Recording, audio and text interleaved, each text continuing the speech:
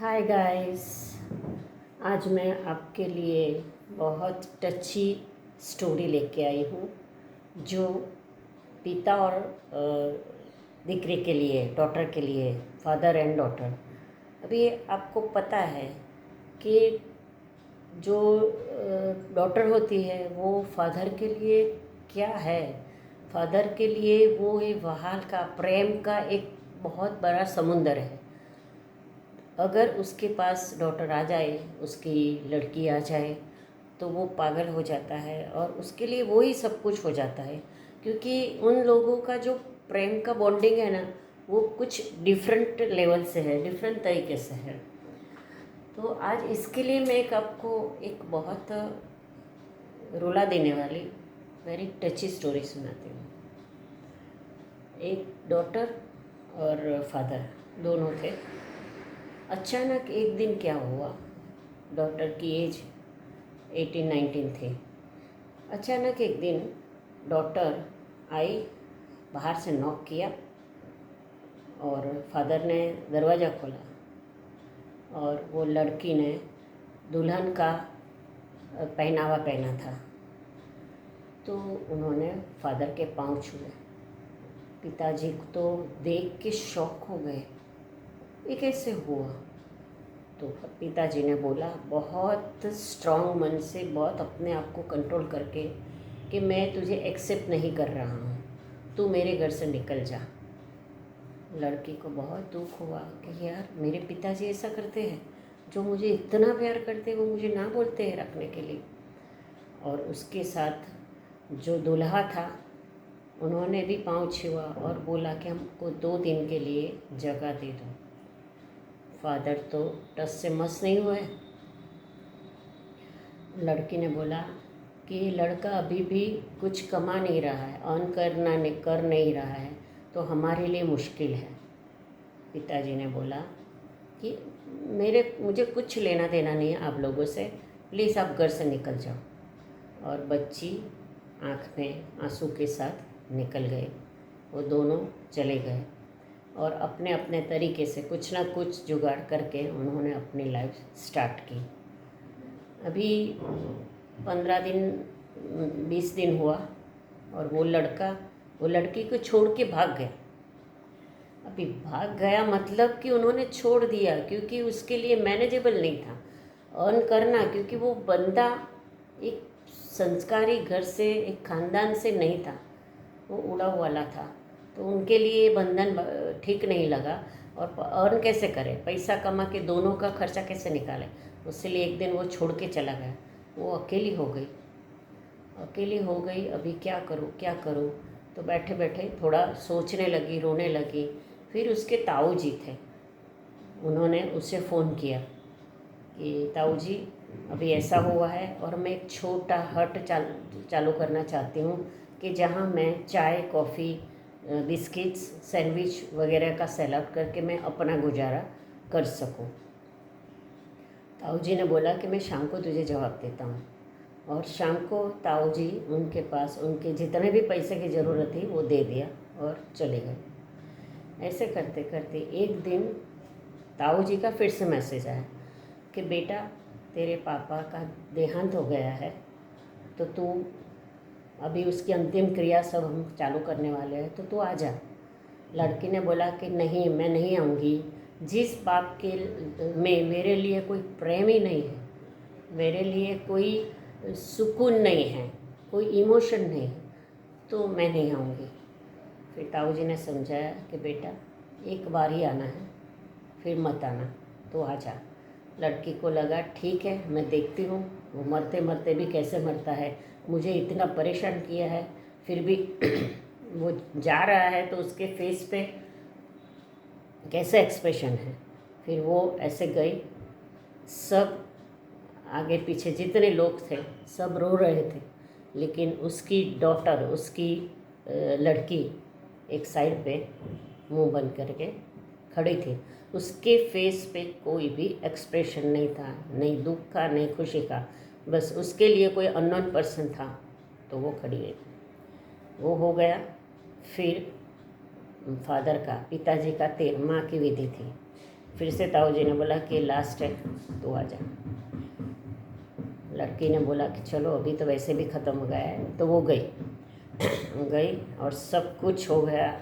सब उसके लिए पीछे जो कुछ क्रियाकांड करना था वो सब कुछ हो गया, और बाद में सब अपने अपने घर चले गए और लड़की अकेली थी।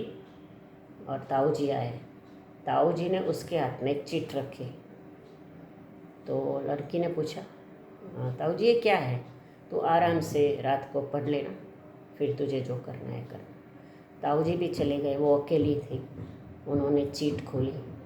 चीट में पहले ही लिखा था, मेरी प्यारी सोनम। वो वर्ड से ही उसको अंदर से वो हिल गई कि वो प्यारी लिखा है, मतलब मैं प्यारी हूँ इसके लिए। फिर आगे फादर ने लिखा था कि मैं जानता हूँ कि मैं तेरे लिए एक अच्छे पिता नहीं हूँ, क्यों नहीं हूँ वो भी मैं जानता हूँ, लेकिन मैं तुझे समझाना चाहता हूँ कि जब भी तू 7 साल की थी तब तेरी माता का देहांत हो गया था। तू समझ सकती नहीं थी, फिर भी समझ सकती थी। तो तू मुझे डर गई थी, तो मुझे छोड़ना नहीं चाहती, तो पूरी रात तू मेरे पास ही रहती थी और मुझे भी जगाती थी। धीरे धीरे करके स्कूल में भी तू डरने लगी थी, तो मैं स्कूल में भी तुझे सपोर्ट करने के लिए बार बार वहाँ आता था, और तेरी ज़रूरियात वहाँ भी जो चाहिए, टीचर के साथ जो कन्वर्सेशन करना है वो सब मैं क्लियर करता था। आगे जाके कॉलेज में गई, कॉलेज में भी तुझे बहुत सारे लड़के छेड़ रहे थे, तो वहाँ आके भी मैंने सब कुछ सेट किया। ऐसा करते करते तेरी और मेरी लाइफ बहुत स्मूथली आगे जा रही थी, और मेरे लिए मेरे लाइफ का एक गोल था कि मेरी डॉटर, इसके अलावा मेरे माइंड में कुछ नहीं था। लेकिन जब भी ये स्टेप देखा, तभी जब भी तू दुल्हन के पहनावे में आई, तभी मैं बहुत शौक से परेशान हो गया और मैंने तुझे ऐसा बता दिया। लेकिन अभी मैं तुझे बताना चाहता हूँ कि हमेश पिता का जो दर्द होता है वो बच्चे, या डॉटर हो या सन हो, कोई समझ नहीं सकता है, बिकॉज दे आर इमेच्योर, उनकी एज उतनी नहीं है, तो वो समझ नहीं सकते। लेकिन हमारी पिताजी और माताजी की जो लाइफ है वो टोटली बच्चे के ऊपर निर्भर है। उसकी लाइफ का गोल, उसकी लाइफ का सेंटर बच्चे ही है, और बच्चे ही होते हैं। अगर बच्चे नहीं होते हैं तो वो एकदम परेशान हो जाते हैं, लाइफ का कोई मोटो नहीं रहता है, लाइफ डाउन हो जाती है, जीने का कोई मन नहीं करता है, आगे कुछ भी करने का मन नहीं करता है। तो ये तू भी मेरे लिए वो ही थी। और तुझे वो नहीं पता होगा कि तेरी माँ के देहांत के बाद मेरे पास बहुत सारे लोग आते थे कि आप दूसरी शादी कर लो, और लड़कियां का प्रपोज़ल लेके भी आते थे। लेकिन मैंने तुझे आगे रखा कि नहीं, अगर दूसरी कोई भी लेडी आएगी तो मेरी बच्ची को अच्छी तरह रखे या नहीं रखे मुझे पता नहीं चलेगा, और मैं वो रिस्क लेना नहीं चाहता था। इसीलिए मैंने पूरी लाइफ कंपेनियन के बिना बिताई, because you were my companion, तू ही मेरी कंपेनियन थी उसी टाइम पे। जब भी तुझे पता है कि हमारे जैसे तेरे हस्बैंड ने तुझे छोड़ के चला गया, तो तेरी जो फीलिंग्स थी कि तू उसको इतना लव करती थी और वो तुझे छोड़ के चला गया, वैसे ही मेरा हाल था कि तू मेरी डॉटर, मेरी दिकरी, इतना मैं तुझे प्यार करता था और तू समझ के बिना ही छोड़ के चली गई। तुझे ऐसा लगता था कि मैं तुझे शादी नहीं करवाऊँ, नहीं करवाता, लेकिन सब मैच्योरिटी आने के बाद। तो वो मेरा हाल इतना ख़राब था। फिर मेरी लाइफ बराबर चल रही थी, मैं बार बार मेरी बीमारी आ रही थी, और वैसे करते करते पता नहीं मैं कभी चला जाऊंगा, वो भी मुझे नहीं पता है। But my life is not good without you. मुझे तू चाहती थी एज ए डॉटर, मैं तुझे बहुत प्यार करता हूँ, मैंने तेरी एक एक इच्छा पूरी करने के प्रयास भी किया है और आगे भी करने वाला था। तो अभी जो हुआ है हुआ बेटा। अभी मैं तुझे बताना चाहता हूँ कि कपबोर्ड में चाबी एक गद्दी के नीचे रखा है, तो खोल के अंदर जो गहने हैं जो तेरी माता जी के थे वो मैंने बचा के रखे हैं। और वो बचा के इसीलिए रखे थे कि तेरी शादी में तुझे काम आए। तेरे लिए एक जोड़ा भी रखा था शादी का, वो भी वहाँ भी है। वो सब और बहुत सारे पेपर्स है कि जो हमारी छोटी मोटी प्रॉपर्टी है, बैंक अकाउंट, लॉकर का नंबर भी है, उसके अंदर भी थोड़े पैसे और थोड़े ऑर्नामेंट्स है। वो सब कुछ तू ले लेना और तेरी लाइफ बहुत आराम से समझ के सोच के और सबको लव करते बिता देना। और ये पढ़ते पढ़ते लड़की की आंख में से कांस्टेंट एक धारी आंसू आ रहे थे। वो अपने आप को रोक नहीं पाती थी कि मैंने समझा क्यों नहीं मेरे पिताजी को, मैंने ट्राई क्यों नहीं किया, मैं पहले से क्यों हेट करने लगी।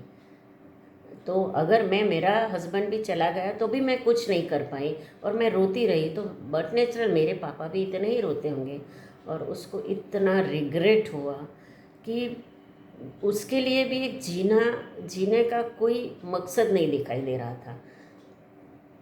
फिर भी उन्होंने अपने आप को संभाल लिया और पूरी लाइफ अच्छी तरह, अच्छे मोटो से, अच्छी समझ से सीखना चालू कर दिया। तो इसके पीछे, इस स्टोरी के पीछे हाथ ये है कि हर माँ बाप जीते हैं तो अपने बच्चे के लिए ही जीते हैं। उसके लिए बच्चे ही सब कुछ है, उसकी दुनिया ही बच्चा है।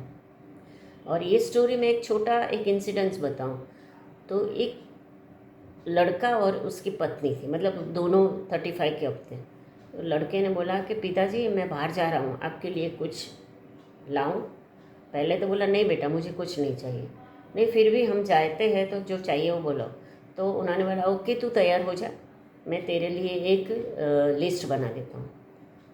तो वो बना दिया, लड़के ने ले लिया, दोनों गाड़ी में बैठे और बाद में उन्होंने पढ़ा तो लड़का भी रोने लगा। तो उसमें लिखा था कि बेटा मुझे अभी तेरा हर रोज़ का आधा घंटा चाहिए, बस वही मेरा लिस्ट है, मुझे और कुछ नहीं। मेरे साथ बात कर, मुझे हक कर, मुझे प्यार कर, मुझे तुम्हारी एक नज़दीकियाँ चाहिए जो पहले थी वो अभी दूर हो गई है। तो हर माँ बाप लड़के को एक प्रॉपर लेवल पे पहुंचाना चाहते हैं और इसके साथ वो ऐसा भी चाहते हैं कि आप हमको थोड़ा बहुत टाइम दो कि हम अपना प्यार और अपना प्रॉब्लम्स एज ए फ्रेंड आपके सामने रख सकें।